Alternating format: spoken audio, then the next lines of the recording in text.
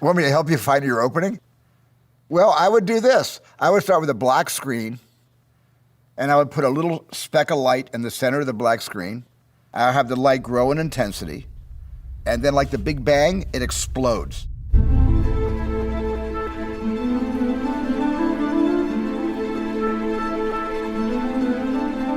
Life often makes no sense.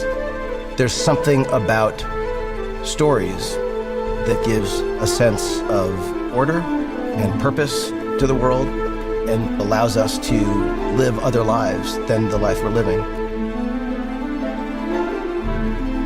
The best ideas that I've had have come to me when I have least expected them. They're always intruders, but they're welcome intruders. Once you get an idea in your head, it just keeps nagging at you until you express it. That's the feeling of the idea, that it just becomes irrational. There's a woman sitting in a car in a field. Now I need to know why she's sitting there. I begin to believe that there's something of myself that I can share with an audience. If I'm thrilled, that's a good sign. If I'm laughing, that's a good beginning.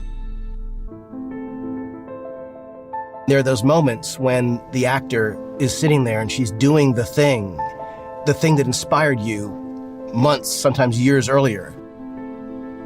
Everyone is quiet and the crew's just focused and everyone's done their job to get you to this moment. Somehow everything is in sync. There's truth pumping through your veins and into the story that you're telling. There is no greater moment than that, when you feel that you are really cruising and you're one organism telling one story and you're all telling it with each other's contributions. Nobody's telling it alone. The sun is in the perfect place, like the birds go right where you could never, like there are moments where you're like, it's impossible.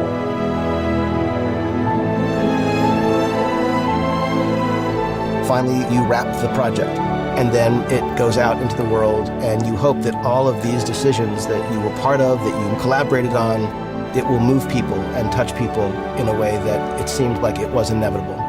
Nothing works if the themes don't connect with the audience. They have to. Sharing stories with one another makes us feel less alone. Everyone deserves to have their story be told. That's what makes us special, is the tapestry of who we are as human beings. To become involved in someone else's life. That's the idea of what a story should be. A story should make you forget your surroundings, should make you forget your agenda, your day, and hopefully makes you forget yourself.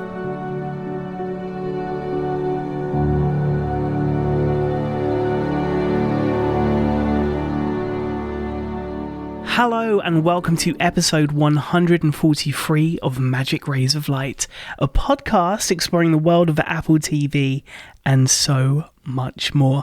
I am, of course, your host, Sigmund Judge, and I'm joined by my co-host, Mr. Devon Dundee, who tells me, just as we start recording, that I've been generous.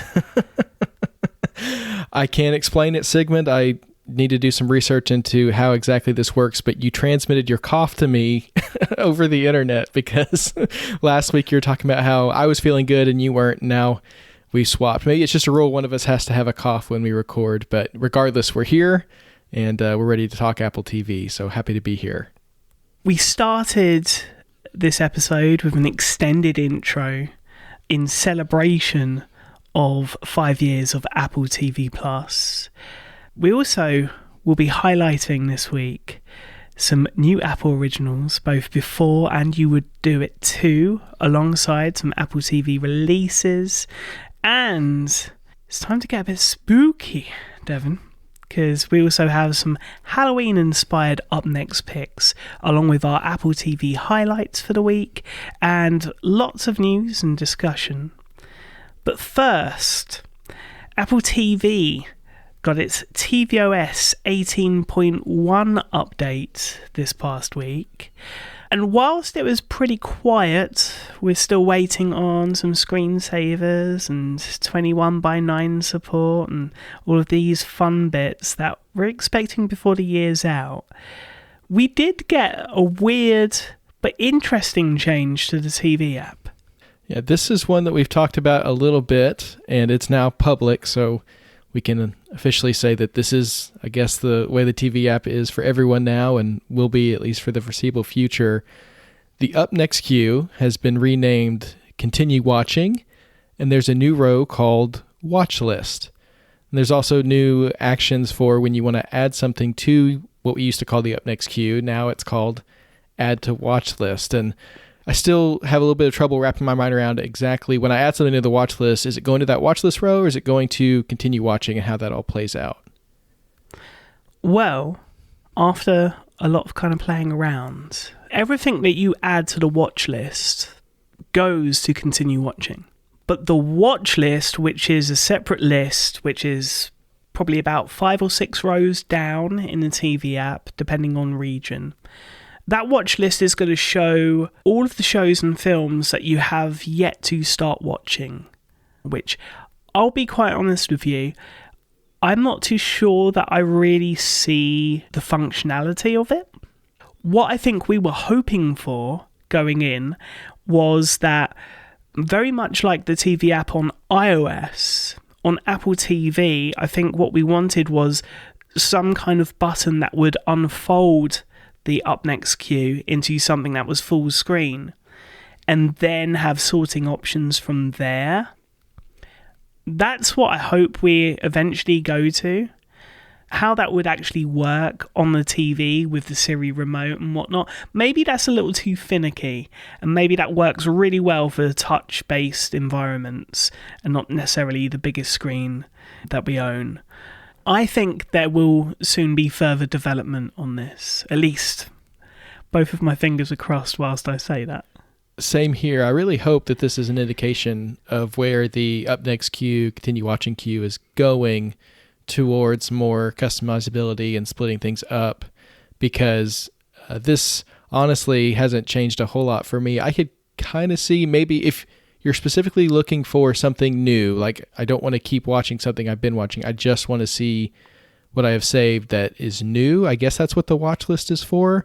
But I almost wish that they were just two totally separate things, that Continue Watching was only things you've already started, and then the watch list was things you haven't. But regardless, we are always in the wishing and hoping business here on Magic Rays of Light. So fingers crossed, this is the indication of where things are going and not the end state.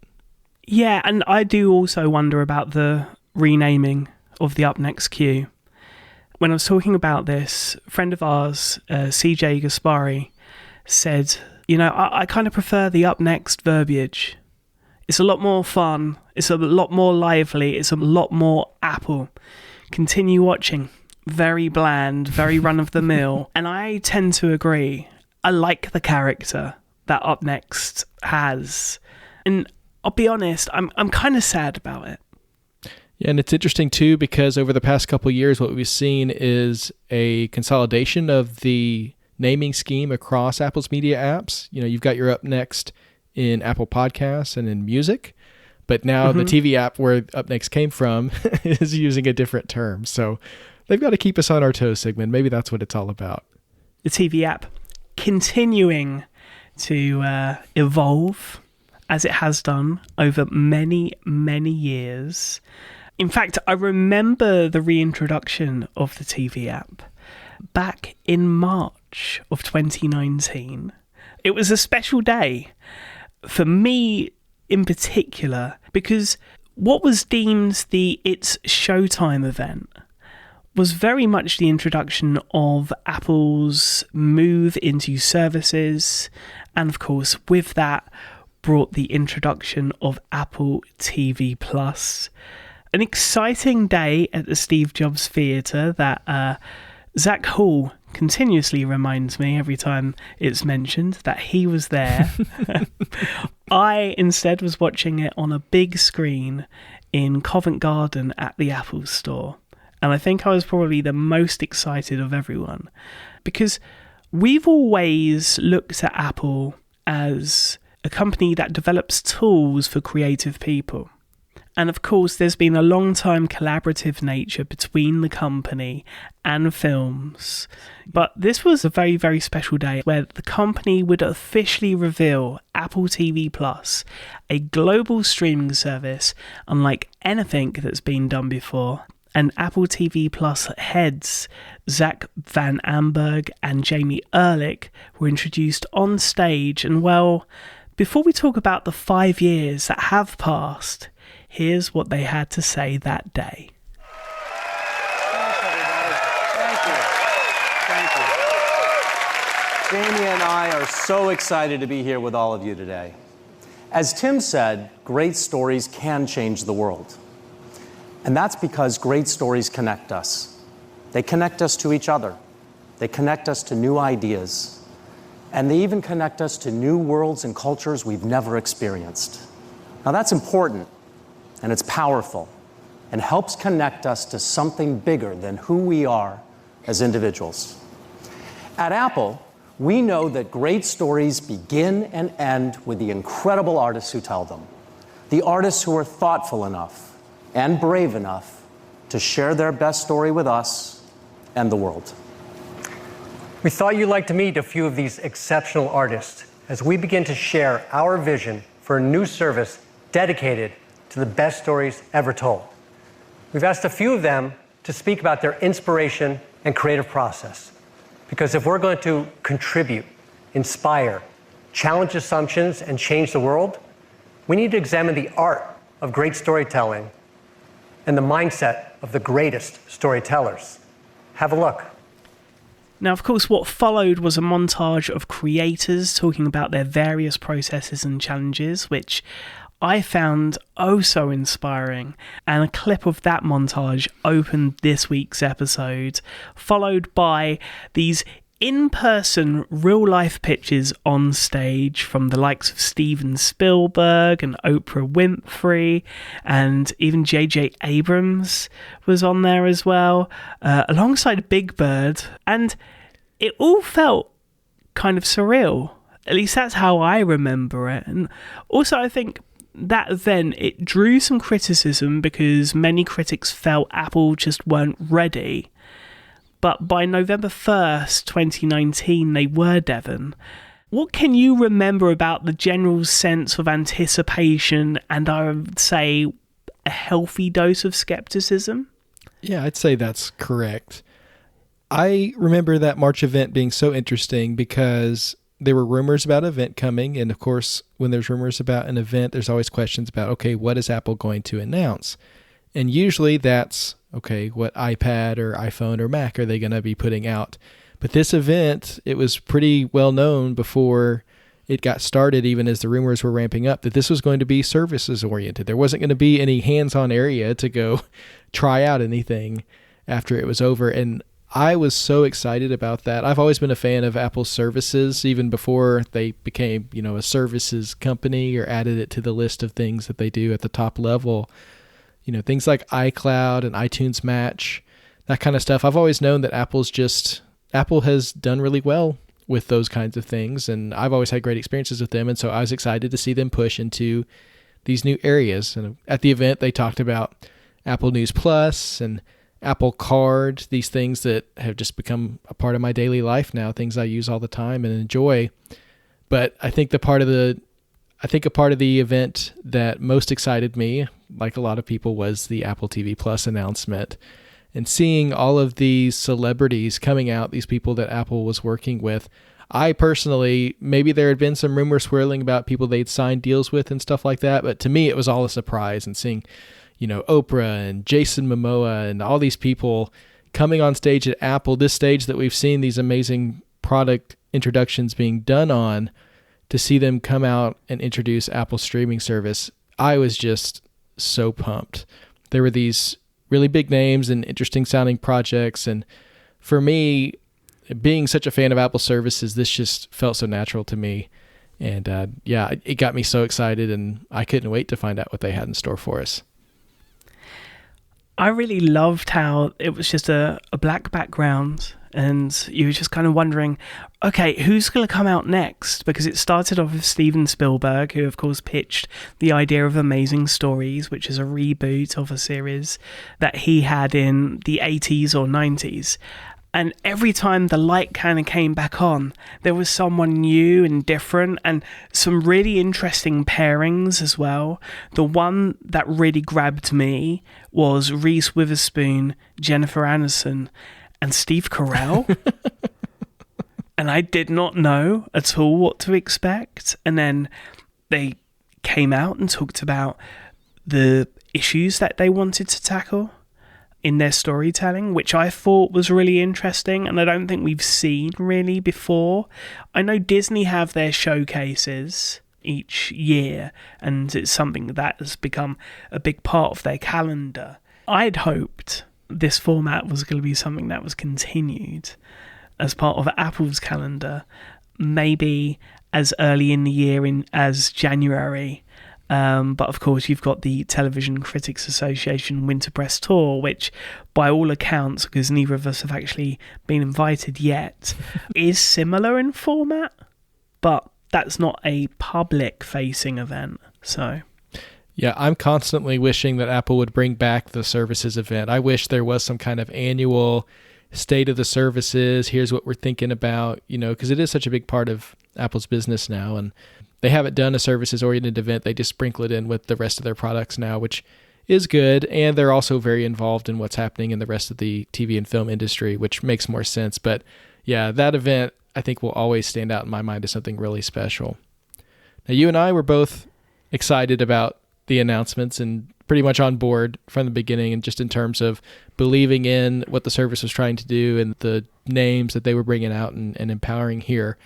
But I also remember at this time, this was that moment when it felt like everyone was starting a streaming service. Netflix had done really well, and it was kind of a trend within the industry to think, okay, Netflix is doing this, we could do this too. So at the time, Disney was working on Disney Plus. Of course, CBS already had CBS All Access, but there have been rumors about, something different happening there. And then, Peacock and HBO with Max, this was kind of the early days of all that really just proliferating. And so I think there was some hesitation in terms of Apple entering this space, just the question of why does everyone need a streaming service? And I understand that skepticism personally as a huge fan of streaming and someone who couldn't get enough of it. I was ready to try them all out, and spoiler alert, I'm subscribed to most of them now. That's just kind of where I've ended up. But I kind of understood why Apple was entering this space, and I think it made sense, but I also understand the skepticism at the time, not just in terms of Apple themselves, but in terms of the industry as a whole and the shift that was happening. And a lot of questions of, can this many services be supported, which is very much a question that we still ask today. But it's interesting to think back on 5 years ago, entering this space and kind of the conversation at the time. If I remember correctly, in the lead up to this, I think there were questions as to Apple, not known as a media company back then, but as a computer and technology company, why they were moving into this space. Was it purely an example of Apple navel gazing? And doing something because they could, and hey, we've got this money, we might as well give it a whirl. And there were questions also about the content, how that was going to be, and how that would kind of jive with Apple's reputation and outlook as a company. But the launch day itself was quite special. I remember opening up the TV app as soon as it was available, getting that one screen headlined by the morning show, For All Mankind, Dickinson and Helpsters. And we all got a free year, which was extended, but we'll get into that. But I just remember jumping into the Apple Originals on day one and really being blown away by the quality. There was a certain shine to it that I hadn't really experienced beyond maybe the early days of HBO. Yeah, we talk about it a lot. There is a tone may not be the right word. There is a quality to Apple Originals that ties them together. Maybe taste is the right word, that they are so well produced, and regardless of whether a particular show is for you or not, even just hitting play on the first episode of the morning show, you can tell the investment and care that went into not only the visuals and the sound and putting it all together, but just curating this service in a way that it would make sense and really come across to people and capture people's attention. And I definitely remember that being something I felt on day one as well. I actually thought it was really cool that you could see all of the content in just one view, because, there weren't a ton of titles at the time, which continues to be something that people say about Apple TV Plus, despite the way the library has grown. It's grown so naturally. They really committed to the originals concept, to investing in originals, and have built up that library over time. But the day of, there were, 4 shows, and then a kids and family show and a film, I think is what was there. You could have watched it all like that weekend, basically, if you really wanted to. And I thought that was very cool. It felt like we were at the beginning of something. It felt like you were getting in on the ground floor of something that was really going to grow to be special. And of course, we continue to keep up with Apple TV Plus, Apple Originals, everything happening there. At the time, I don't know that we could have been making a weekly hour-plus long podcast about the output, though, because it was just so... It started grassroots. It really did. I mean, you were watching in real time a streaming service being built, which was so cool. And the way I thought about it was, first of all, of course, I was going to try it out because it was free if you had bought an Apple product. And, like you said, they kept extending that, kind of like they're doing with the satellite communication feature now, before they get to a place where they're monetizing it. I think my free trial continued until I signed up for Apple One, and then had to cancel the free trial to pay for Apple One. And that's kind of where I'm at now and have been. But I just remember thinking, of course I'm going to try this, but what I feel like this is going to be is like my top 2 or 3 favorite shows at any given time are going to be here on Apple TV Plus, and then I'll go to Hulu or wherever else for like my popcorn kind of TV, like filling in the time throughout the week or whatever. Apple Originals can be what I look forward to on a Friday night, which is when they all came out at the time. And then the bulk of what I watch is going to be elsewhere. What's happened is my favorite shows are on Apple TV Plus, but the output has grown to the point that basically most of what I'm watching is there now, right? I'm watching throughout the week. They've spread out to 2 days a week, Fridays and Wednesdays. Sometimes they throw in an extra special day or a week-long event, which I always enjoy. Those are tons of fun. But really, my expectations for the service were that there would always be something good to watch there, but it wasn't going to be a serious time commitment at any point. It really felt like that one page that you saw was always going to be pretty much how it was. And so it's been cool to see it grow and the output continue, but it continues to maintain that identity. And so that's really the thing that stuck with me since day one. I still get that feeling when I look at Apple's library of that first day, of that page, and just the quality and the excitement that I had. And yeah, there's tons and tons to watch there, but I feel like they've really kept that feeling going over the 5 years. I think a core reason for that is because of this weekly rollout of episodes, right?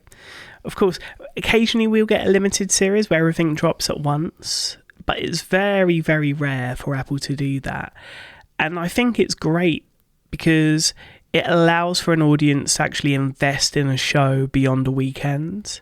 I often think of services like Netflix, for example, and the amount of money and time and craft that goes into something like Stranger Things, and it's all over within a weekend, and people have moved on to the next thing. I really dislike that side of streaming. Apple have given people a chance to have that water cooler moment again, and I think that is one of the reasons why the service is so successful and has been over the last 5 years, and why I think we connect. Of course, we watch it all for the podcast, but I think That's how we are able to actually connect to the stories that are told. And that's where I want to pivot the conversation, celebrating 5 years of Apple TV Plus, including 129 Apple original series, 69 Apple original films, and 38 original series for both the kids and young family as well. 2019, of course, only launching November 1st, you'd think there wasn't much to talk about in just the couple of months that were left, but there was. Yeah, because they kind of had a couple of waves with their originals in 2019. On November 1st, of course, we had the debut series For All Mankind, See, and the headline, The Morning Show. Those were the big dramas. But then there was the second wave that came through later with Servant and Truth Be Told. And I thought it was kind of cool seeing the rollouts, like you said, the weekly rollouts, but seeing them overlap where a series were finishing up, you had new ones coming along. They really set that precedent. Was there any particular show during that time that really stuck out to you that highlights either your experience with the service or where the service was at the time? I think it was really brave for the headline show of this first batch to be the morning show and to tackle the Me Too movement, right? And what had been happening in television studios and in the entertainment world. I thought both Reese Witherspoon and Jennifer Aniston did a fantastic job putting this together. And it was such a crazy cast, right? We had not only Jennifer Aniston, Reese Witherspoon, we had Mark Duplass, Billy Crudup, of course, and Steve Carell, who, you know, we have kind of warmed to as like the nerdy guy in funny comedies. And it was really interesting to see his character portrayed in a completely different way to what we expected as audiences of his, and to tackle the Me Too movement in quite a meaningful way that got everyone thinking, even though initially it was very much by the numbers. It pivots, and I thought it was really, really interesting. Yeah, I agree with you. It was a very interesting choice as the lead for the service because it's one that has proven to be polarizing in some ways with the topics that they choose to tackle, not only with season 1, but in the ensuing seasons as well. So well done. I think the cast was just so strong on that one that it did draw people in and get people to try it out. And yeah, a great way to kick off the service for sure. And I think what to me sticks out about the morning show, its willingness to dive into the messiness of the topics that it covers. Mm-hmm. And again, we talk about Apple TV Plus as a place, there are stories that need to be told. And the morning show certainly fits into that category. The one for me that sticks out the most from the launch of Apple TV Plus in its first year is Dickinson. And to me, I watched the first episode of this show and it felt like nothing I'd ever seen before. You know, it's historical fiction in combination with poetry and rap in a way that really, it's just so unique. You've got Alina Smith behind the scenes running the show. You've got Haley Steinfeld leading the cast. I mean, what a unique combination of creatives coming together, taking on the life of this person who we've all heard about, but don't know a lot about her actual history. Maybe we've read a few of her poems, but it also really brought her work to the forefront as well, which was awesome. But what hooked me about this one, I mean, this was the first Apple original that just dug into me and I felt like I had to see the next episode. I think they did a batch release for the first season, and that was interesting because they were kind of playing with different release types and schedules. But this one, I feel like I watched the first 3 episodes the first day that I started because it was just I couldn't get enough. But it just felt like something that wouldn't be made anywhere else. And it was something, again, that it's this story that the world needs to hear, and these creative people who you can tell how much they care about what they're making and putting such a unique spin on this story. To me, it just set the bar so high for Apple TV Plus. And it remains one of my favorite shows on the service all these years later.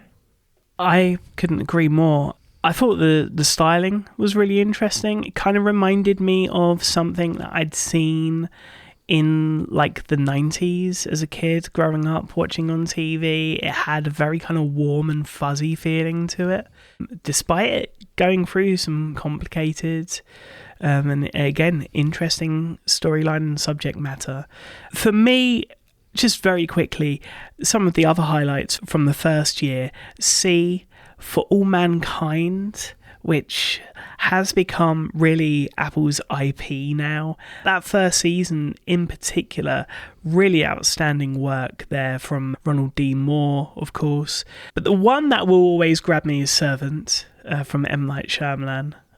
I thought really its legacy as a TV show across all of its seasons and all of the different collaborations were just perfect. And of course we got the reveal around Halloween time, just as I think the Emmys had just taken place, and we were getting these small clips during the ad breaks for that, and that's why I tuned in that year. Really, really quite special. And then very quickly, because I think these are overlooked, I do remember finding a single cinema in Kingston, not in central London, but on the outskirts, past Wimbledon, where there was one place showing both The Elephant Queen and Hala on the big screen. And I've still got the tickets somewhere.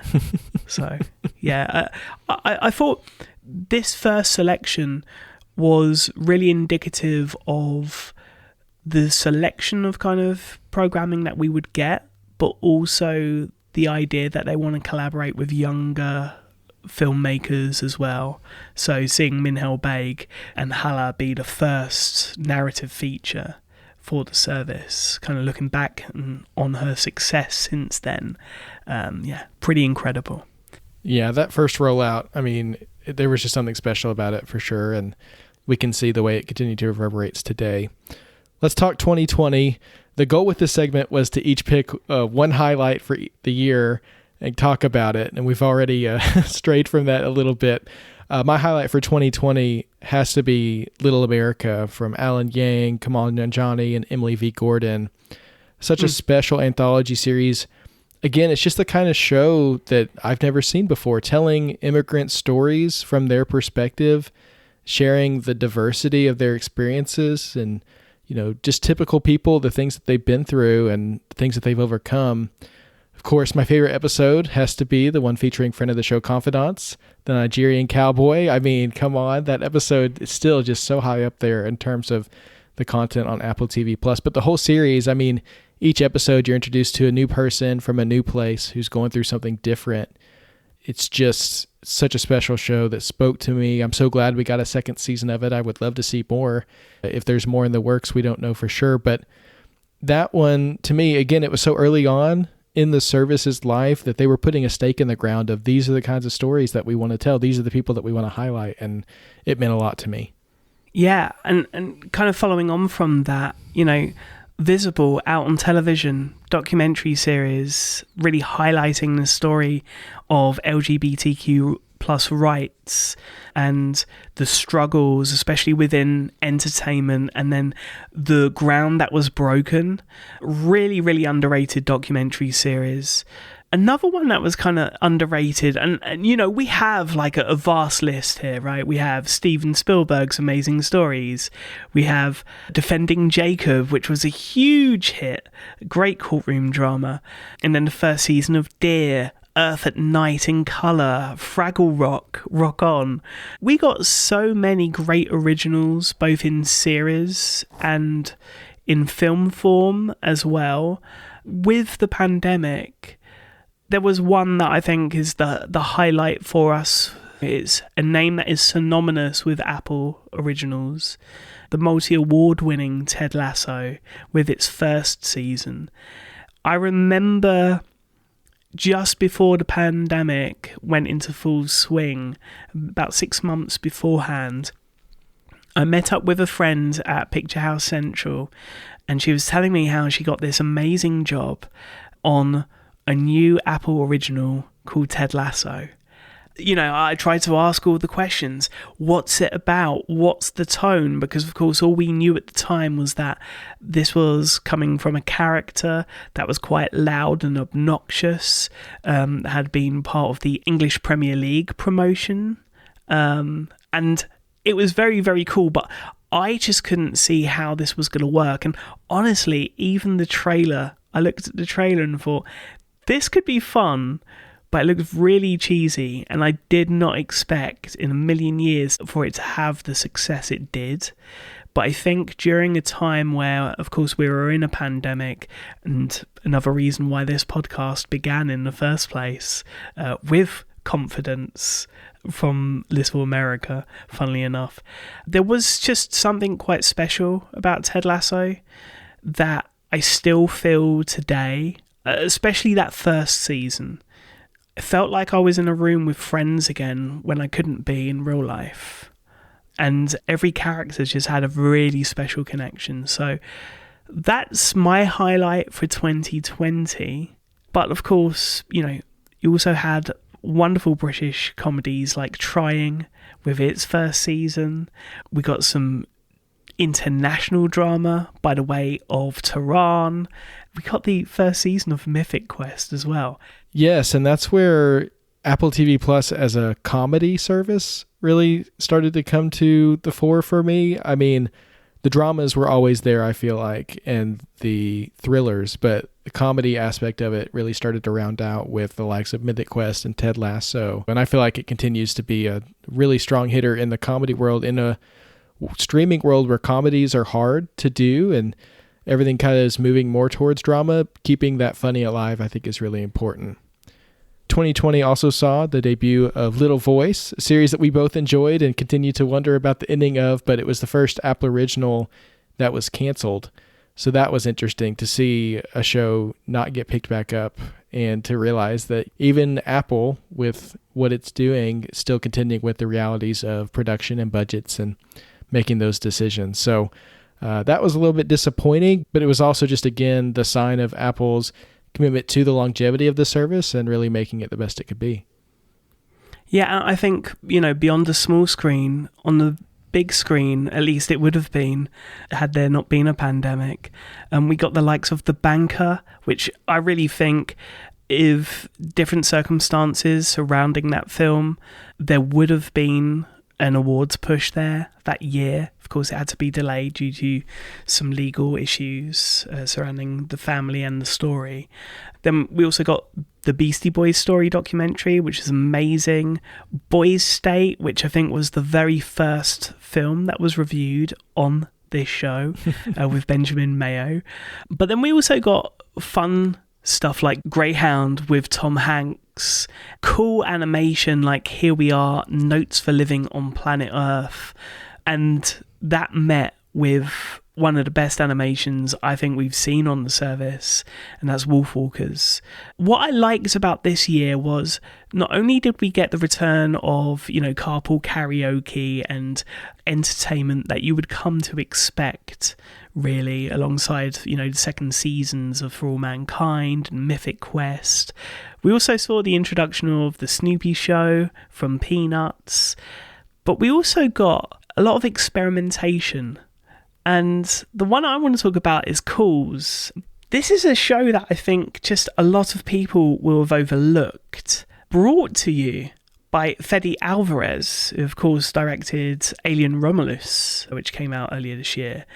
And the cast on this was insane, but you wouldn't really recognise many of them because it was an audio-only experience where you got the sound waves of these different phone calls showing on the screen. I remember having this in sync with the Hue Sync box and the lights for some extra immersion.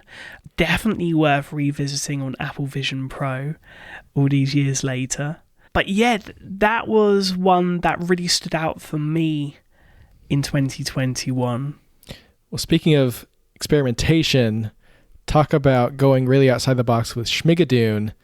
Yes. Original music, very self-referential, very much aimed at musical lovers in the sense of being very meta and referencing classic musicals, which I loved, from Cinco Paul, of course, starring Keegan-Michael Key and Cecily Strong.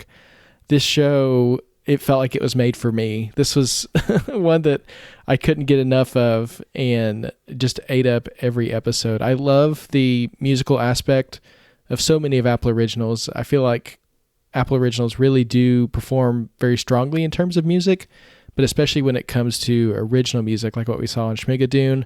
It also felt like the service was opening up a little bit beyond some of the more traditional genres and trying to get people involved who hadn't checked out the service before. I feel like Schmigadoon is a great entry point for theater kids and musical lovers and people like that to then go on and discover the other great originals. So that was my standout for 2021 and continues to be just one of those shows I smile every time I think about, because it really did bring a light to a time that, we were all at home and we're really seeing the effects of the pandemic still. And Schmigadoon was a light for me during that time. Another light, I think, during the whole Apple Original era was Central Park, which definitely, as an animation as well, really spoke to the theatre kids. But I also think, during that time, we were still kind of getting over a lot of heavy emotions and heavy feelings. Mr. Corman is, I think, one of the standouts on the service, from Joseph Gordon-Levitt, about a teacher who wanted to be a rock star, his kind of life in LA, his relationship with himself first and foremost, and other people, and this kind of examination of, I guess, the selfishness that we can find ourselves in. And I'm sure many people did, including myself, during the pandemic, where, you only had to really think about yourself because you were only with yourself and by yourself. So that was really, really special. And just very quickly, The Shrink Next Door. It was Apple's first podcast adaptation. We are expecting more along the way. But just a fascinating story. One that I definitely opened up my heart to. And some bonkers moments in this show as well. It's the beginning of Apple's trend of featuring very bad therapists, which we continue to see today on a couple shows that are running on Apple TV+. We'll talk about that later. But yeah, The Shrink Next Door was really special. And I love that collaborative kind of nature where Apple's pulling stories from novels and podcasts and stories that you loved as a kid and readapting them and reinterpreting them in these really special ways. That's another element of the service that I really do love, and this was the start of that trend. Of course, 2021 was also when we saw Coda, which the next year won the Academy Award for Best Film of the Year. Still such an incredible accomplishment and such a special film. I think it's the archetypical Apple original, and it was a purchase. It was one that Apple picked up at Sundance, but I think it shows, again, what I was talking about before, that taste-making aspect of the service, where they can recognize a story that's really special and needs to be seen by the world, and they can pick it up, invest in it, and put it in a place where lots of people will see it and continue to talk about it. I mean, it's going to be on the list of best films of the year forever. And the very first to come from a streaming service, right? Netflix had been trying for years up to that point, hadn't quite made it. The first time Apple really went into campaign mode for a film, and this was really such a special film, with Sian Heder, of course, getting Best Director and Best Supporting Actor for Joy Kutzer as well, who would be the first deaf actor to win an Academy Award. The last to do it was, in fact, his dance partner in the film, Marlee Matlin. A really nice passing of the torch, and just some incredible moments at the beginning of 2022 when that film was celebrated. But let's talk about 2022 from an Apple Original standpoint, because wow, there were a number of titles here. Just off the cuff, We Crashed, Slow Horses, Shining Girls, The After Party, Raw, Prehistoric Planet, 5 Days at Memorial, and The Last Days of Ptolemy Grey. These are all shows that should get further mentions beyond their titles, but we don't have time for that, Devon. I won't talk about it too long because we just talked about it last week, but for me, the highlight for 2022 has to be Pachinko from Soo Hugh. What they're doing is so special, continues to this day. I'm so thankful for this series to have it in my life, and when it came out in 2022, it was just a revelation for me, and the conversation that we got to have around it. Remember at Screen Times, James Lee's review got some traction there, especially among fans of Lee Min-ho, who we very much appreciate. Shout out to them. Such a special series. And again, one I won't go too deep on because I just gushed about it last week, but it has to be my highlight of 2022. My highlight of 2022, and it's just a show that keeps repeating and repeating and repeating, and I think I've watched it through now probably about 8 times.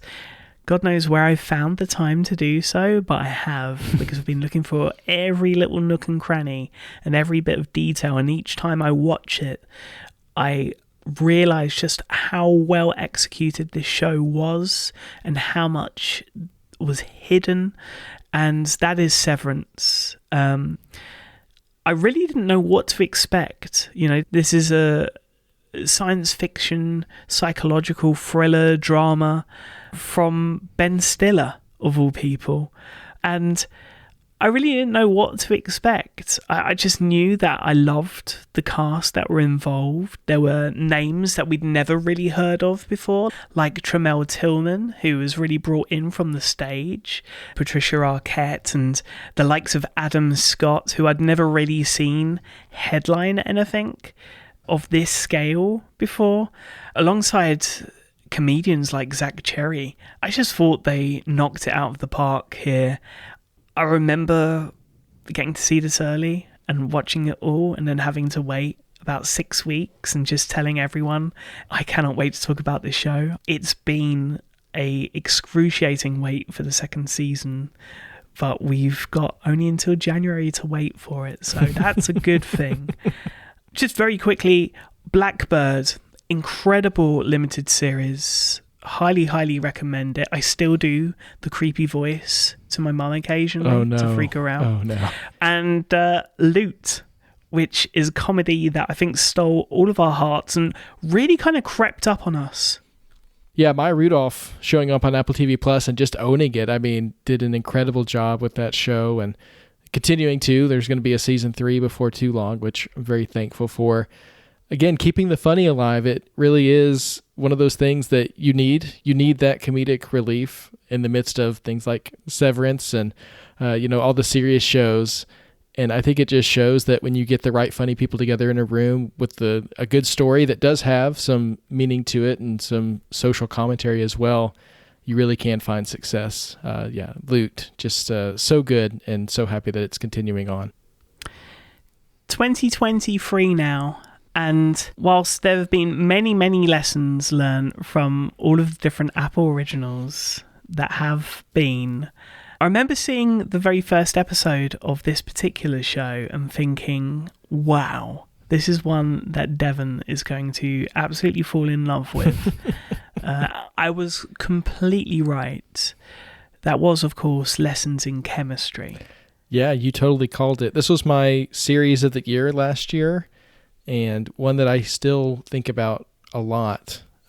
Thinking about Brie Larson's performance as Elizabeth Zott. Of course, it's a series with a strong female lead, but what got me about this one the most was the way it subverted my expectations. It was about this person dedicated their life to chemistry, but it turned into such an emotional journey of growth and relationships and the way the people around you affect you and change you. And you see that through Elizabeth's journey. So yeah, that show is really special to me, and one that, again, when I think about my favorite Apple originals, it's way up there. Was there one in particular last year that stuck out to you? For me, I mean, Shrinking, Silo, Monarch Legacy of Monsters, which of course saw its finale at the beginning of this year. The Buccaneers was a surprise for me, I thought. And there were some that honestly didn't quite hit the expectations that I had for them, like City on Fire and Extrapolations. Dear Edward, I thought was really interesting in concept. Didn't necessarily work in execution for me. Silo, which of course sees its second season in a matter of weeks, I think was the highlight for me last year when it comes to original series. But when it came to Apple original films, we had so many. Sharper, which I think is one of the best films that Apple have put out. Just a real classic Hollywood feeling heist film, full of twists and turns. You never quite knew where things were going to go next. But yeah, just a really good thinking film there. And then, of course, we had the likes of Killers of the Flower Moon from Martin Scorsese and Napoleon from Ridley Scott. And dare we forget The Family Plan, The Beanie Bubble, and Tetris. Yeah, a great year of Apple original films. And the thing about these past couple years, these lists are so hard because the output has just increased. But as the output has increased, the quality has not decreased. And so it's really hard to narrow down these lists to just one or two. But let's move to this year, because I have to talk about my highlight for this year on Apple TV Plus so far. Of course, we still got a couple more months and more to come. But for me, my highlight for Apple TV Plus this year is Palm Royale. It's a show that just kind of came out of the blue for me. Again, unlike really anything I've ever seen before. It's got this chaotic energy from Kristen Wiig that I just love so much. But as it goes on, in the midst of the chaos, there is heart. There's these bonds that form, these revelations of backstories that I really connected with. And so that was the show that really stuck out to me this year. I thought it was really special. Again, the service is just constantly serving us things that we're not seeing anywhere else and haven't seen before. And I think that really just is what keeps me coming back. And things like Palm Royale are what really hooked me. Yeah, I mean, for me, Sunny is the highlight so far this year, personally. I really love these slow-moving dramas that make you think and also just don't give you everything right away. You're constantly discovering whilst also learning about this world that you're in these small chunks. Also say Manhunt, a quiet highlight. I was surprised how quickly it just kind of passed a lot of people by, but definitely one that should be on a lot of end of year lists this year. And Sugar, mind-blowing. This has been a year so far just full of really special originals. The biggest and the best, though, this year so far for me in terms of original series, not renewals, is Dark Matter. It's rare today that you see a show that doesn't insult your intelligence. This is one where I really felt like it respected the fact that I'll be able to work it out, and the things that I can't, I will devote time into trying to work out. Special effects were amazing. Storytelling was amazing. Performances, just absolutely incredible. Cannot wait to see more of that. And then, of course, from a film perspective, Argyle, Fancy Dance, Fly Me to the Moon, which we've yet to see actually hit the service yet, which is very strange considering it came out in the summer. Yeah, The Instigators, Wolves, which has only just been, and of course, later this month, Blitz, with its cinematic debut actually happening on November 1st, the 5th anniversary of Apple TV Plus. That seems like such a fitting way to commemorate the 5th anniversary of the service, and what an amazing 5 years it has been. Before we move on, I think we should briefly talk about where we think the service is now and where it's going. We talked about how the output has picked up, but I think the draw for Apple TV Plus has always been the quality because of that commitment to the original approach and taking stories that we haven't seen before and putting in front of us. And I feel like that quality level has continued on even as the service has expanded to reach new audiences. And that's what always excites me, is when I see a new genre come in, like a medical drama we're seeing with Midnight Family, and we've got a couple more coming. I mean, those are so popular, and they draw in a group of people who maybe haven't tried the service before. And that always excites me because I want to see them continue to push into new genres and new audiences. The service is constantly drawing awards buzz and seeing flashes of zeitgeist moments in a time when those zeitgeist moments are rarer and rarer because everything's just so splintered. And so given the streaming landscape right now, I'd say Apple TV Plus is doing really well. And I've been impressed with the consistency of Apple's investment in it and continuing to make it the best it can be. And of course, that mix is going to change over time. You know, we talk all the time about these meetings behind the scenes that we get little leaks of, and, you know, where's the money going? Who's it being invested in? And things like that. But even as those things change, the quality doesn't. And as the output continues to grow, the service is just stronger and stronger, and it continues to maintain its identity in a way that I think is really, really impeccable. So personally, I'd be fine to see the output stay as is. I'm having enough trouble keeping it up with it all right now. I think at one point we heard the goal was to have a new series every week, and we've almost gotten there. I feel like we've gotten close enough that really right now where the service is at is very healthy. And so I don't feel like we need to see it continue to grow in output, but we might. The library is in such a good spot. I really feel like for what Apple TV Plus is charging right now, it's justified in a sense of someone coming in and having a ton to watch, not only ongoing, but also things from the past. So I don't foresee any imminent crisis for Apple TV Plus in the next 5 years. I think they can just continue to make that push to make the best TV out there with a wider variety of creative voices, genres, and languages. And they're going to be just fine. And we'll be having another exciting conversation in 5 years. So I'm excited for what's to come and really happy with the services app personally. Yeah, I couldn't agree more, Devon. And, you know, we didn't even mention the live sport that has now become an integral part to the service, or even, you know, some of the Apple originals that are coming to new formats like immersive video. You know, we're hearing rumblings all the time about more Apple originals coming to immersive video, and more films and traditional TV shows being put together by new storytellers.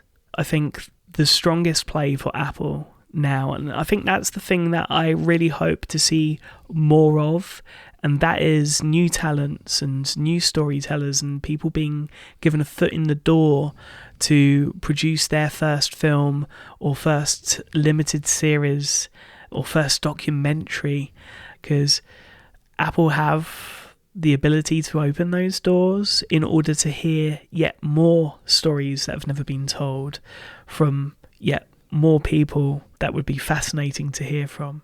Hopefully we're still here to talk about it. But let's talk about another service hitting the 5-year mark recently, and that's Apple Arcade.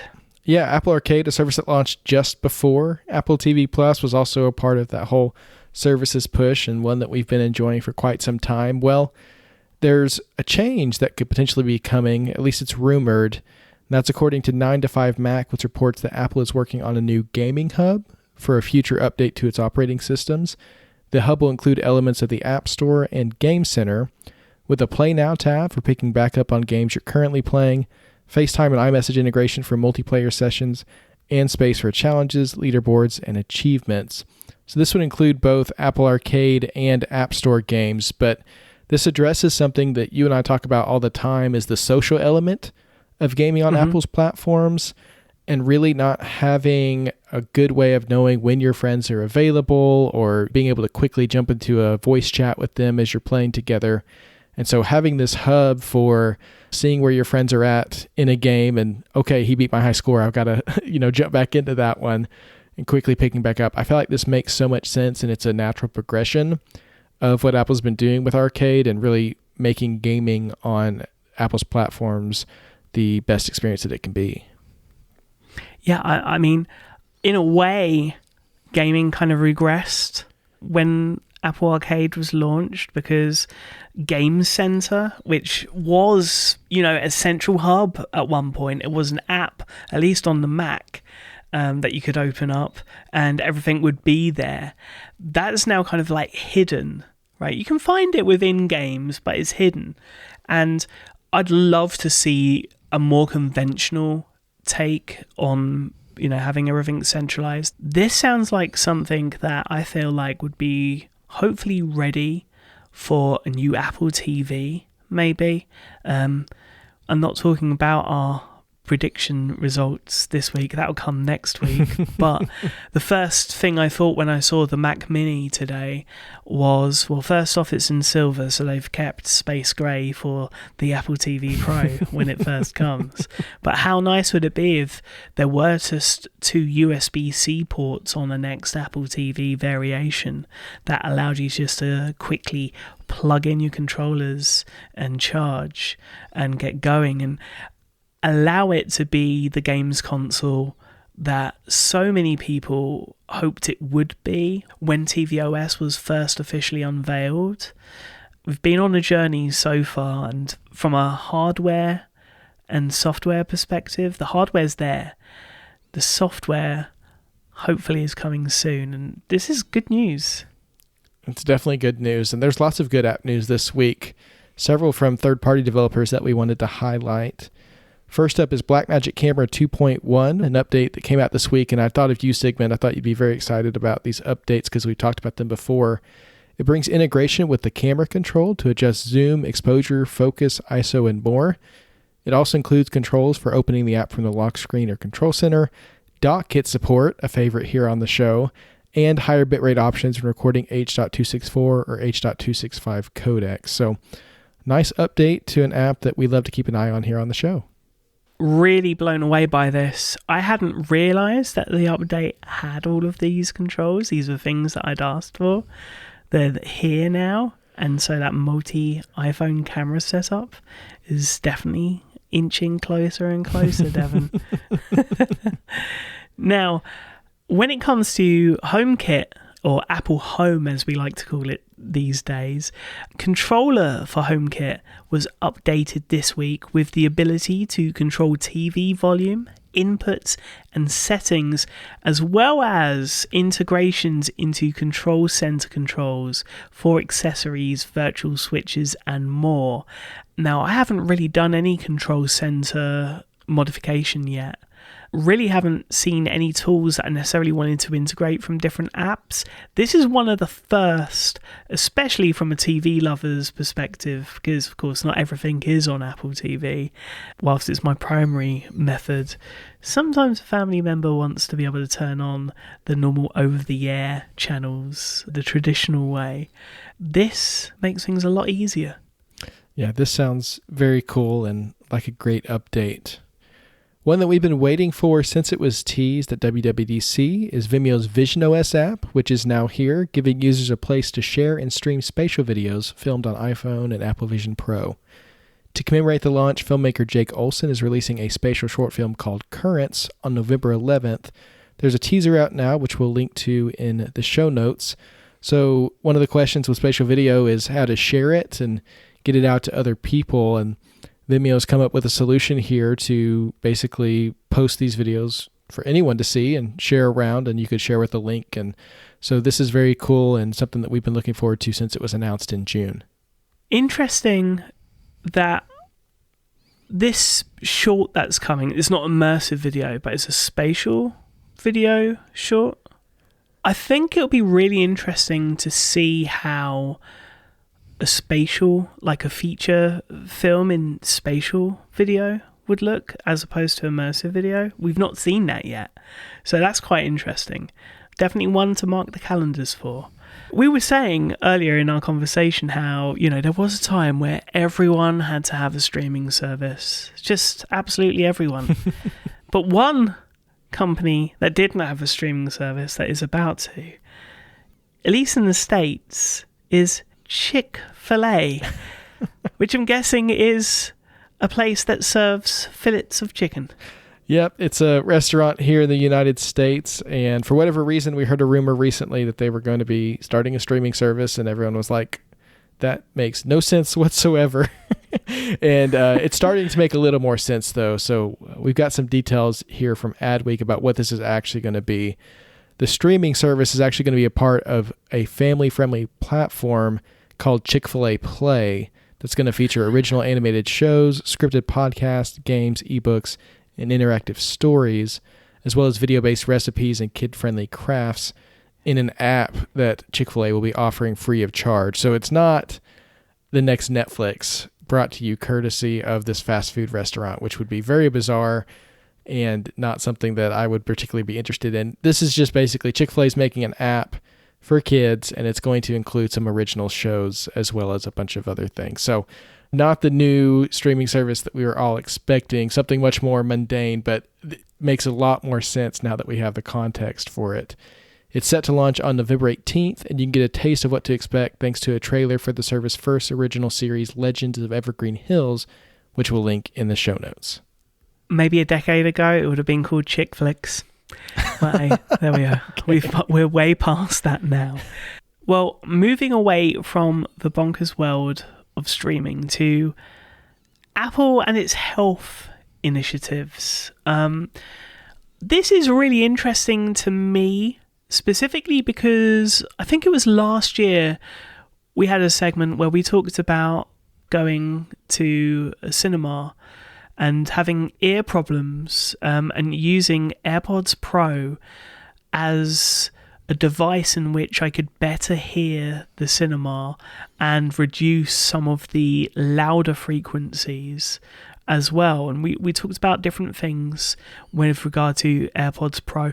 Who would have known months later that AirPods Pro would be used for improving one's hearing and be something that people would start to rely on? Apple came out with an incredible press release, just so detailed about how they got to this point where AirPods Pro could be used as clinical hearing aids. And of course, John Voorhees over at Mac Stories has written a fantastic article about his personal experience with this feature.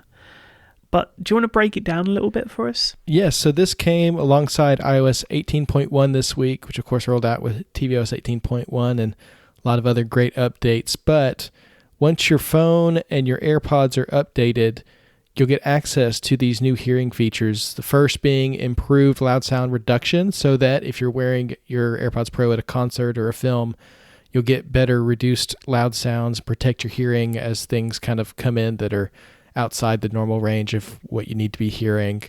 Second is a hearing test, which is going to help identify if you have hearing loss. Apple talks about the fact that most people don't go to the ear doctor and get their tests done regularly. And so this is a way to, for free on your phone, just casually, anytime you have 5 minutes in a quiet place, you can go ahead and check it. And it's fun. I've done it. I was a little nervous going into it because I didn't know how I was going to do. I didn't want to learn something about myself that I wasn't expecting. My hearing, turns out I don't have any significant hearing loss yet, but I think this test is something that hopefully you can be reminded of over time to renew every year or so that you can keep track of as you're losing your hearing. I mean, it happens inevitably over time. Our bodies change and we need to adapt. So the test is interesting. You're hearing these tones and you have to tap the screen when you hear them. I did not know the AirPods Pro could get as quiet as they do during this test, because it really is, I mean, it's a test, right? It's really wanting to see what the limits of your hearing are. And so the tones go higher and lower. There's long gaps between the sounds, which can make you think that you're missing something when really that's just a part of the test as well. So it's a cool experience. I highly recommend everyone check it out and see, where your hearing's at. And once you're done with that, based on those results, you can actually implement the third major hearing feature, and that is actually using AirPods Pro as hearing aids to help fill in the gaps of whatever it is that you're having trouble hearing.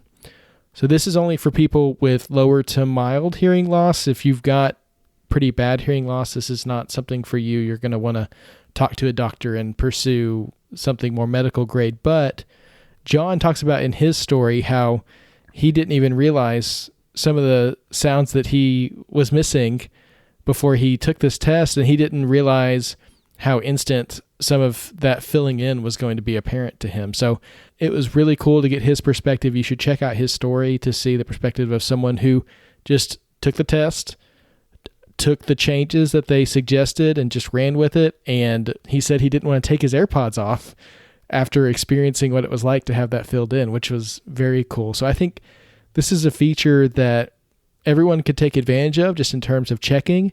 And then if there is any areas where the AirPods could be helpful to you, that's going to be amazing as well. So impressive what Apple's done here with these little earbuds. You can just go to Best Buy and pick them up, and then suddenly you can hear things. Like, that's really wild. And I want to applaud the teams that went into this at Apple and did the work to make this happen. AirPods as a category, just Apple's just firing on all cylinders there, and it really is so impressive. I think one of the beautiful things about this also is that for a lot of people, there is still a stigmatism to wearing hearing aids, even though there really shouldn't be. But it's something that I've dealt with a couple of loved ones recently. My mother has recently started to see some hearing loss based on her previous tests. And I mentioned this feature, which I believe is in the US right now and will roll out to other regions later. So when it is available, she'll want to try that out. Unfortunately, it doesn't quite work for the likes of my grandmother, who really couldn't do with this. But, you know, when someone's in their 90s, trying to get them to use silicone tips in their ears, it just feels very, very strange. But one thing I will mention, and this is something that actually only came into conversation this past week whilst being with her at the hospital in the early stages, really, of her cancer treatment, is that the Apple Watch managed to read some early signs and changes in heart patterns that indicated early stages of cancer in the lung. That was apparently what got the ball rolling as far back as May. So there are some incredible things happening. My grandmother's really looking forward to talking all about the Apple Watch. She's been asked to give a talk at a hospital when she's up to it, which is absolutely amazing to me. But yeah, the health initiative, I mean, beyond how cool it is from a technology point of view, this is really life-changing stuff that's happening over at Apple with their health team. And it's not something we'll normally talk about really on this podcast. But I, for one, as a loving grandson, could not be more thankful and grateful. So, yeah, great work all round.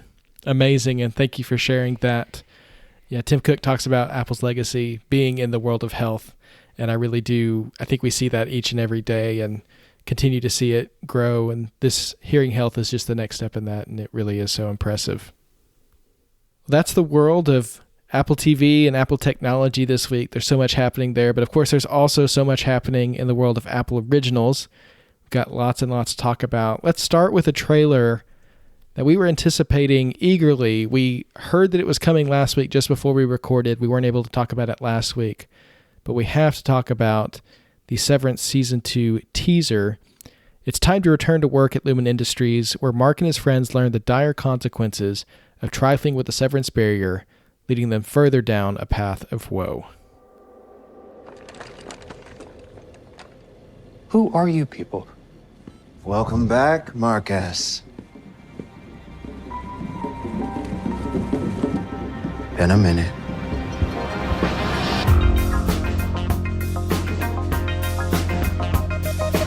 Come and join the party, dressed to kill. The show, of course, is directed and executive produced by Ben Stiller, creative, written, and executive produced by Dan Erickson, stars Adam Scott, Britt Lauer, Tremel Tillman, Zach Cherry, Jen Tulloch, Michael Chernus, Deacon Leckman, John Turturro, Christopher Walken, and Patricia Arquette. Long list of people, but we can't leave any of them off because they're so incredible. Sigmund, what did you think about this first teaser, this first look really at what we can expect from Severance Season 2? First off, I just thought the camera work and obviously the animation work that's going on at the beginning of this trailer was really quite special. From my point of view, something is a little different in this second season based on the teaser, because Mark seems to be carrying over the anxiety that he had as an outie in the Lumen offices, which is very, very interesting to me. And I think it's going to add a completely different element to what we saw in season 1, where both worlds were, right until the finale, were very separate. And so Mark is running back to the office in quite a frenzied state to hopefully see his fellow macro data refiners, only to come across some very different faces. We have new cast, Aaliyah Shawkat, Bob Balaban, and Stefano Carinanti, replacing the likes of Britt Lauer, Zach Cherry, and John Tesoro. I don't know if that's for the entirety of the second season, but there's some really wicked things happening here, and of course it's all capped off with a nice welcome from the person that we all fear, Milchick, played by Tremel Tillman. Truly the scariest figure in all of television. I mean, just seeing him walk in, you just know that something bad is about to happen. I agree with you completely on the way this trailer opens. I think it's just very disorienting from the beginning. We've come to expect certain camera work in the elevator and coming off the elevator, and they just completely subvert that. I think they're kind of playing off how familiar we've become with the process of going from Audi to Innie. And now even that process is just extremely disorienting. Nothing is the same going into this second season. And we really see that through Mark's eyes, who, as you watch the first season, you see that he comes to realize some things are not quite right down below the surface. And I think we're going to continue to explore that this season. The clip that excited me most, it was very brief, but we are going to get back to that other elevator, the one that goes down. And that is the one that I really want to take a ride down and see what's going on down there. I really hope we do get more of the cast from season 1. I think we will, but that reveal of the new workmates who look ever so slightly, maybe, like the previous workmates. It's like they were trying to make it a smooth transition for Mark, but of course everything that Lumen tries to do to ease these people's minds just reinforces to them that something is not right. So we're going to continue to learn more about that process, what's happening. Hopefully we'll see Mark move closer and closer to the truth throughout the second season of Severance, which returns, of course, January 17th, and not a moment too soon. Beyond January 17th, we have some release news now, with Apple original conspiracy thriller series Prime Target set to make its global debut 1 week later on January 22nd on Apple TV+. It's created by Steve Thompson and starring Leo Woodall and Quintessa Swindle. The series follows a brilliant young mathematician on the verge of a major breakthrough when he realizes an unseen enemy is trying to destroy his idea. Together with a government agent who's been tracking him, he begins to unravel a troubling conspiracy. And for a first look at Prime Target, check out the link in the show notes. Now, in production, as exclusively revealed earlier this summer on this very podcast, filming for Silo Season 3 has now begun in the UK, following pre-production in Bangor, Wales. Now, let me just say, Devon, we've both got to see some background shots and everything that's been going on in pre-production, thanks to some friends of the show. And the work that goes in to set up ahead of filming is quite something. Really, really special to see these shows really put together from the production companies, and some of the lighting rigs on this particular production are out of this world. You're absolutely right on that, Sigmund, and it's exciting to hear that some of those things that we've seen photos of are now being put to use in production. Of course, can't wait to see more Silo. We've got season 2 coming up very soon, and season 3 in the works right now. In development, Apple has landed the rights to a film adaptation of classic 19th century pioneer simulation game Oregon Trail that is currently in development. Will Speck and Josh Gordon are attached to direct, with a script by the Lucas brothers and Max Reisman, and original music composed by Benj Pasek and Justin Paul. The rumor right now is that there are going to be a couple of original songs in the film, a la Barbie, which would be very interesting and fun, I think. I have to ask you, Sigmund, are you familiar with the Oregon Trail? Have you ever played this game? I have not, but I am familiar with the Lucas brothers, and so I kind of understand the humour that we're going to get here. But yeah, what is the general setting of this?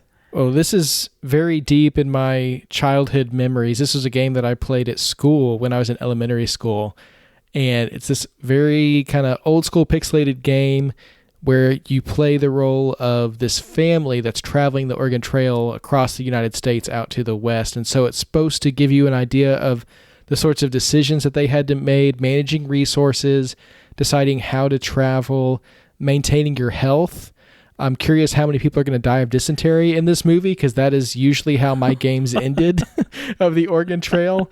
Usually I either wasn't healthy enough or I tried to ford a river that was too high and my cart got swept away. So I never actually got to the end to find out what happens. Maybe we will in this film, but this is definitely a nostalgia play on American children, people who grew up here and played this game.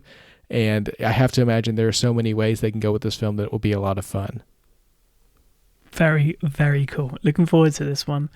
Lastly, for casting, Emmy winner, and I think everyone's kind of like second dad, like their TV dad, Nick Offerman from, of course, The Last of Us, Fargo, and so much more, is set to star in Margot's Got Money Troubles, joining Elle Fanning, fellow Emmy winner Nicole Kidman, and Michelle Pfeiffer in the Apple TV Plus series based on Ruthie Thorpe's novel of the same name.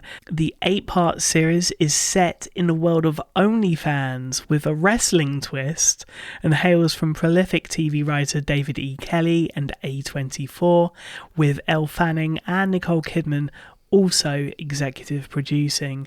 And the more we hear about this, the more I get pumped for this. OnlyFans meets wrestling. Elle Fanning, Nicole Kidman, now Nick Offerman, and Michelle Pfeiffer. I'm just trying to come up with ideas for what Nick Offerman's wrestling personality is going to be in the series. I think that's going to be my favorite part. Yeah, this is a great inclusion, and I'll watch him in just about anything, so happy to see him coming to Apple Originals. Well, that's everything coming up, but let's talk about Apple TV releases for this week now. Starting with the premiere of You Would Do It Too. This is a crime thriller that really asks the question, is there a big difference between a witness and an accomplice? And if so, who are they?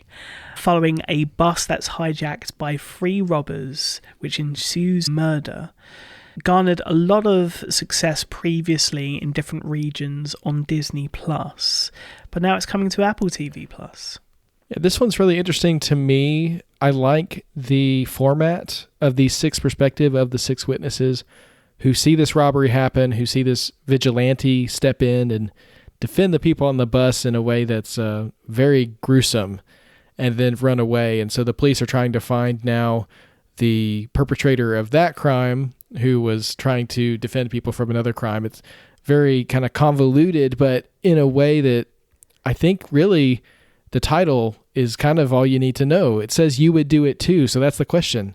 If you were in that situation, if someone defended your life and you could offer information to the police that would lead to their arrest, what would you do? And what we're going to see here is the lengths that these people are willing to go to protect this secret that any one of them could tell. And so that looks really interesting to me. It's very dramatic. It's a little grim, but I really like the format and the introduction to the characters here in this first episode. So I'm looking forward to checking this one out as it rolls out on Apple TV Plus, and I'm sure we'll have more to say on it as it continues to air. So that debuts today on Apple TV Plus, alongside new episodes of Shrinking, Where's Wanda, and Midnight Family.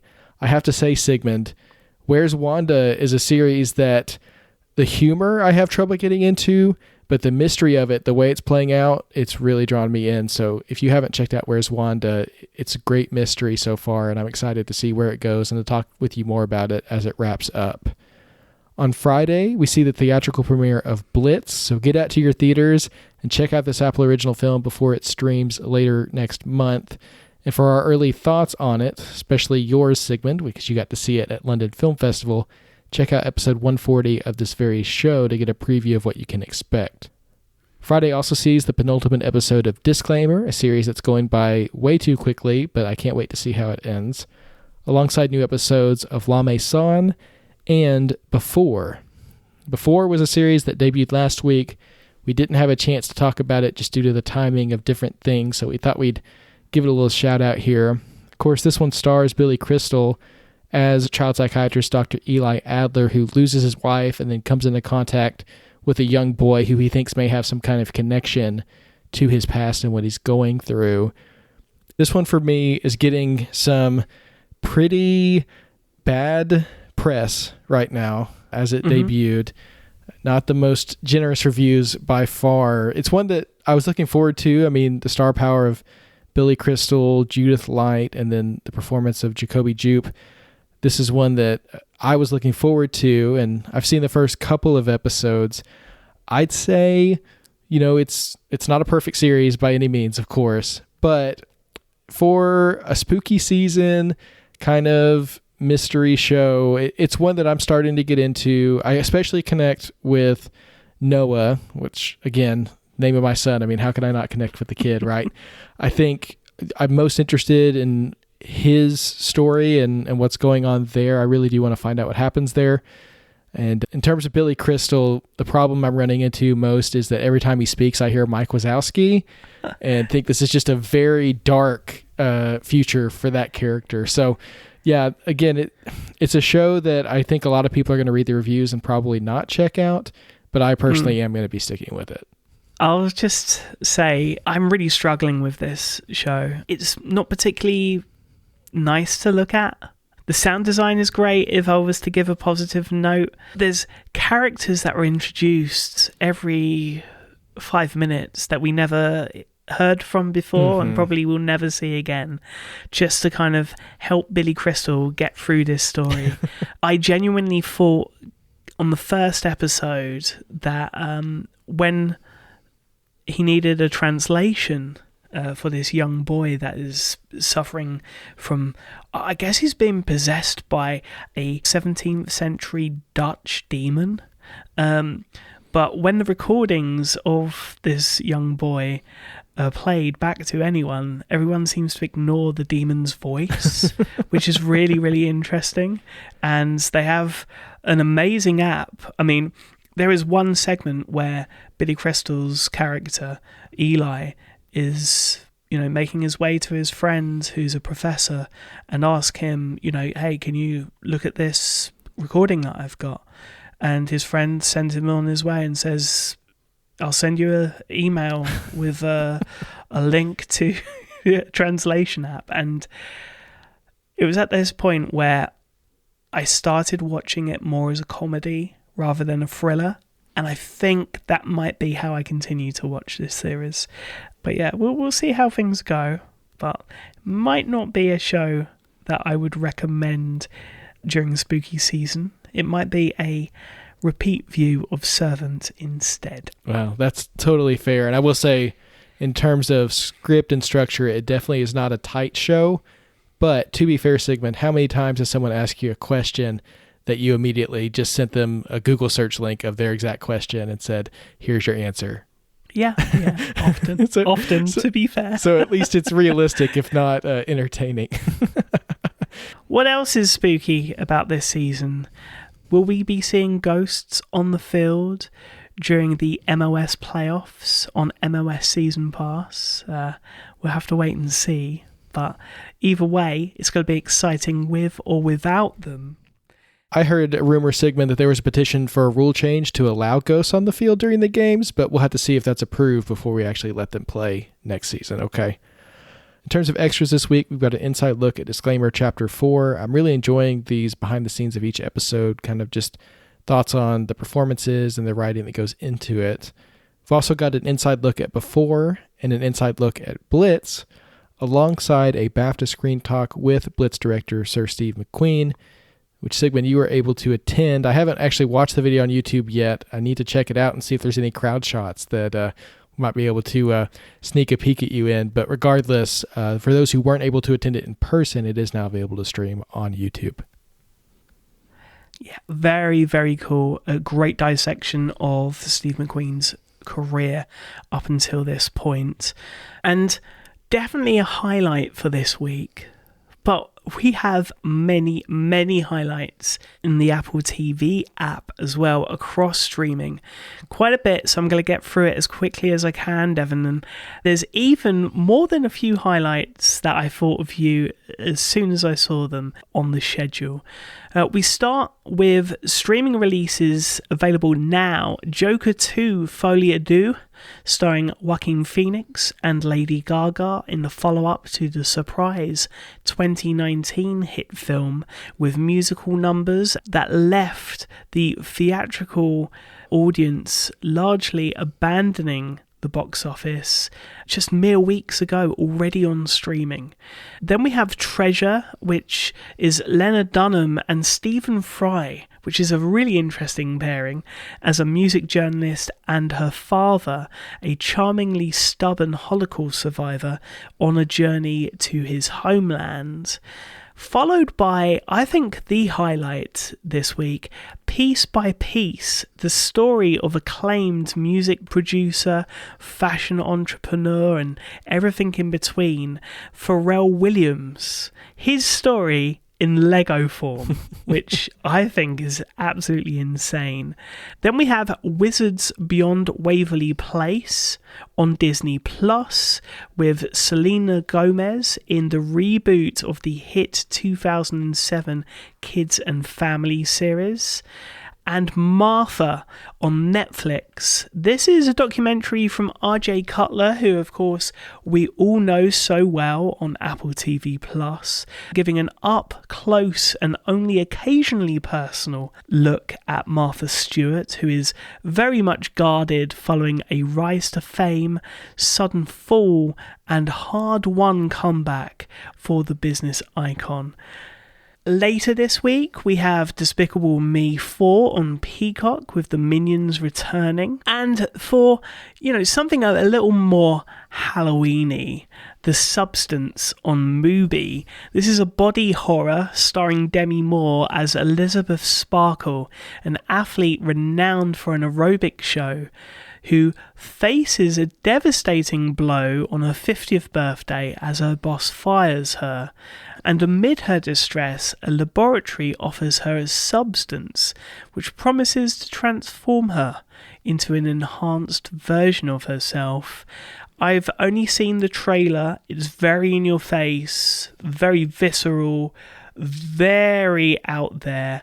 Definitely not for the faint of heart. On November 1st, Janet Planet makes its streaming debut on Max and follows an 11-year-old called Lacey, enthralled by her own imagination, who spends the longest summers at home with her mother and 3 strangers. And despite the description, Devon, hands down in my personal top 10 feature films of the year. So no doubt we'll be talking about that later in 2024. Again, on the horror tip, the Doc of Chucky. I've talked about my relationship with Chucky in Child's Play many a time on this podcast. This is one I'm really looking forward to checking out. Documentary on Shudder about the whole story and birth and death of Chucky, and birth again. So very, very cool. But we end our TV app highlights, at least for November 1st, with 2 picks that I know you're incredibly excited about. Yeah, first is the documentary Music by John Williams on Disney Plus. a musician who has composed music for films that mean so much to so many of us. And I think it's going to be a great celebration of his work and a way to learn more about him and his life. On top of that, a biopic, Superman, the Christopher Reeve story, is going to be available on paid video on demand.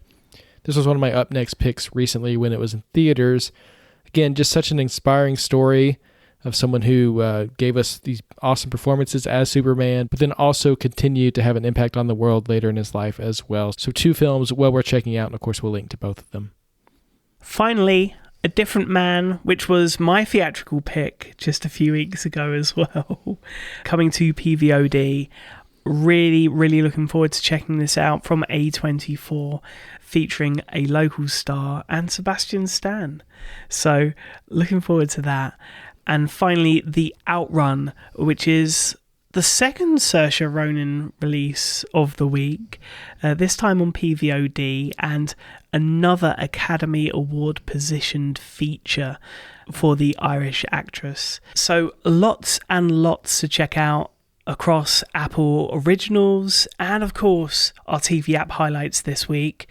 But of course we can't end this episode this time of year without something that's going to make us go boo and get spookified. That's a terrible, terrible ghost impression. But maybe that's how they are on the field of MOS over the next weekend.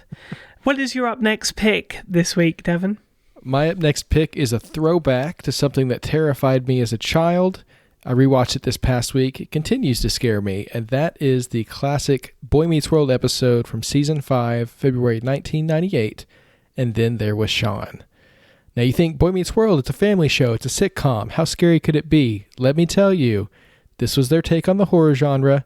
It was an homage to Scream, and even as an adult watching it now, there were a couple times that I jumped watching it. And yes, I watched it during the day, just in case anyone was watching. This is widely regarded by many to be the best episode of Boy Meets World ever. In equal measure, it's also considered by many to be too terrifying even to watch now because, again, we were children. They scared us. What were they thinking? I don't know, but here we are.